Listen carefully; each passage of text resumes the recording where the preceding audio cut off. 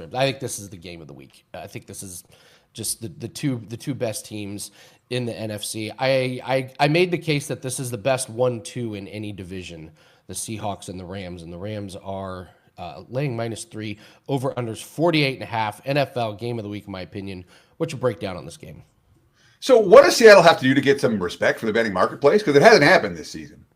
You know, they're 7-1 their last 8 games. They lost on opening day to San Francisco in a fluky game.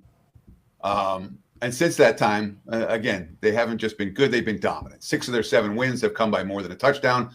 The only loss since opening day for Seattle, that came 38-35 to the Bucs. The Seahawks led that game by a touchdown with like a minute to play. And then there was a little bit of late game insanity. They ended up losing it. Darnold threw a pick, turnover on the final drive and set up the game-winning field goal for the Bucs. But Seattle has been in every single game. And again, the only loss is opening day came by 3 points. But why aren't they getting respect in the betting markets? Real simple. Sam Darnold versus a good defense. That's what the betting markets are concerned about.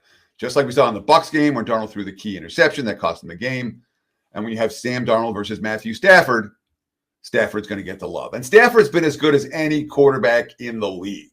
All right. 20 touchdowns, 0 interceptions over the last 6 weeks. That is a veteran quarterback who is locked in. You can say he's playing the best football of his entire career right now. Oh, by the way, the Seahawks, -4 turnover margin.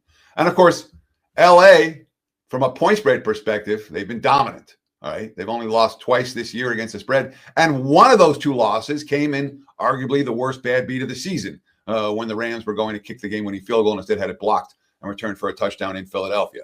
So they've been a point spread machine, basically. And they've been a point spread machine against Seattle. 8-1 against the spread the last 9 versus the Seabags. They covered both meetings last year. That being said, Seattle's won 10 straight road games. I mean, this team's been a monster on the highway. Better at home, better on the highway than on the road.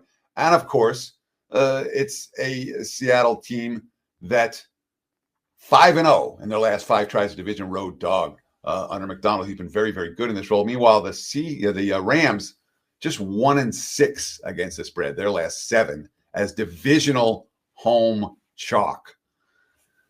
I'm making cases for both these teams. I am. This is not one of my stronger opinions. Slight lean towards Seattle here. I'm not in any rush to step in front of LA. All the sharp money has come for the Rams early in the week, driving the 2.5 to 3 at +3 and 3.5. At 3.5, I look at the Seahawks.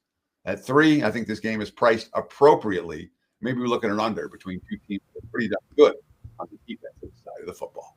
Tell everyone what you have out. Coming off a beautiful, beautiful sweep in NFL. Let's do it again. I'm sure you got some plays up. Tell everyone what's up on your page at Wager Talk. Sure. We went 3-0 in the NFL last Sunday. Looking to do it again this week. Right now, all I got is the NBA posted. As soon as I'm finished with this segment, we got a couple of free play videos to do, and then we'll be putting up my plays for NBA and college football this weekend. So check back wt.buzz/TC to get on board. NBA already posted. Again, NFL and college to follow in the not too distant future.